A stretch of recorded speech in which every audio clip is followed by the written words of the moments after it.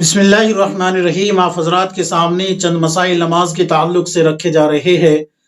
سب سے پہلے کچھ خواتین ہیں جو پوچھتی ہے کہ مفتی صاحب اگر کوئی عورت چوڑی نہ پہنے نماز کی حالت میں تو کیا اس کی نماز نہیں ہوگی؟ یہ مسئلہ ہے، اکثر خواتین اس کو پوچھتی رہتی ہے۔ ایک تو یہ، دوسرا یہ کہ اگر کسی کا بچہ چھت پہ ہو اور وہ چھت کے کنارے پہ آ جائے، چھوٹا بچہ ہے، یا پھر جو ہے روڈ پہ نکل جائے چلتا ہوا، یعنی کہ گھسٹ کے چلتا ہوا، یا تنور کے پاس آ جائے، تو کیا ایسی حالت میں نماز توڑ سکتی ہے یا نہیں، جبکہ نماز کا وقت بھی ختم ہونے والا ہو؟ تیسرا یہ کہ اگر رسول اللہ صلی اللہ علیہ وسلم کا نام مبارک سنے تو کیا نماز کی حالت میں جواب دے سکتے ہیں یا نہیں، یعنی کہ رسول اللہ صلی اللہ علیہ وسلم پہ درود شریف پڑھ سکتے ہیں یا نہیں؟ چوتھا یہ کہ اگر کسی کو چھینک آئے غیر نمازی کو تو اس نے کہا الحمدللہ، تو کیا اس کا جواب نماز کی حالت میں دے سکتے ہیں یا نہیں؟ اور اگر کسی غیر نمازی نے سلام کیا تو نمازی کیا اس کا جواب دے سکتا ہے یا نہیں؟ اور اگر اچھی چیز یعنی کہ کوئی اچھی خبر سنے تو کیا اس پہ جو ہے کچھ کہہ سکتے ہیں، یعنی کہ اس کا کوئی جواب دے سکتے ہیں یا نہیں؟ اور اگر کوئی بری خبر سنے تو اس پہ کیا، اس کا کیا حکم ہے، اس کے بارے میں کیا علماء نے کیا لکھا ہے؟ تو میں آپ حضرات کے سامنے یہ جو مسائل رکھ رہا ہوں، علم الفقہ جلد نمبر 2 صفحہ نمبر 101، نماز مسنون صفحہ نمبر 478، شرح نقایہ جلد نمبر 1 صفحہ نمبر 91، ہدایہ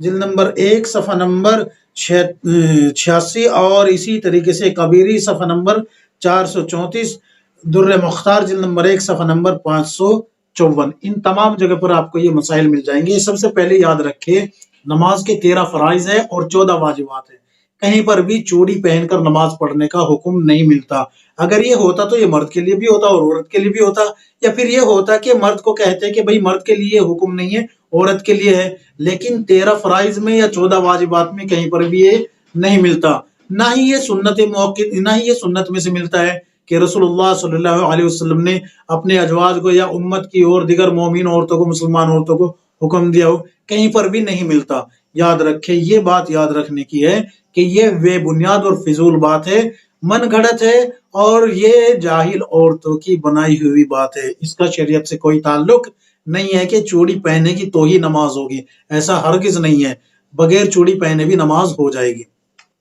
اب آتے ہیں کہ رسول اللہ صلی اللہ علیہ وسلم پہ اگر کسی غیر نمازی نے درود، یعنی کہ آپ صلی اللہ علیہ وسلم کا نام لیا اور نمازی نے اس پہ درود پڑھا، یعنی کہ آپ صلی اللہ علیہ وسلم کا نام سن کے درود شریف پڑھا، تو یاد رکھے غیر نمازی کا لقمہ ہی جو ہے نماز کو فاسد کر دیتا ہے۔ چاہے اگر امام کو بھی کسی غیر نمازی نے لقمہ دیا، قرآن کریم پڑھتے ہوئے امام سے کوئی غلطی ہو جائے اور غیر نمازی اس کو جو ہے لقمہ دے دے امام صاحب کو اور امام قبول کر لے تو نماز فاسد ہو جائے گی قبول کرتے ہی۔ یہ حکم یہاں پر اس کا لگتا ہے کہ اگر کسی غیر نمازی نے آپ صلی اللہ علیہ وسلم کا نام لیا اور آپ نے اس پہ درود پڑھا، چونکہ وہ غیر نمازی تھا، آپ نے درود پڑھا تو آپ کی نماز فاسد ہو جائے گی، غیر نمازی کا لقمہ قبول کرنے کا مشابہ آپ نے کیا ہے۔ یہ حکم سلام کے تعلق سے ہے کہ اگر کسی غیر نمازی نے سلام کیا، یا پھر جو ہے آپ نے اسے سلام کیا، یا پھر آپ نے اس کا جواب دیا سلام کا، تو یہاں پر بھی آپ کی نماز فاسد ہو جائے گی، کیونکہ آپ نے غیر نمازی کا لقمہ قبول کیا۔ اب آتے ہیں کہ اگر کسی غیر نمازی نے آپ کے سامنے کسی اچھی خبر کو جو ہے شائع کیا کہ بھائی فلاں کام الحمدللہ بن گیا ہے، اور آپ نے اس کے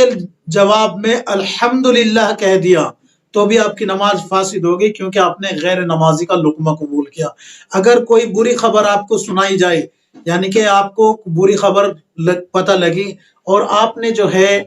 کیا کیا کہ اس کا جو ہے جواب دے دیا انا للہ و انا الیہ راجعون، تو بھی آپ کی نماز فاسد ہو گئی۔ اور اگر آپ کا بچہ ہے، آپ کا بچہ اگر چھت کے کنارے پہ آ جاتا ہے، یا پھر روڈ پہ باہر نکل جاتا ہے، یا تندور کے قریب چلا جاتا ہے اور آپ کی نظر پڑ گئی،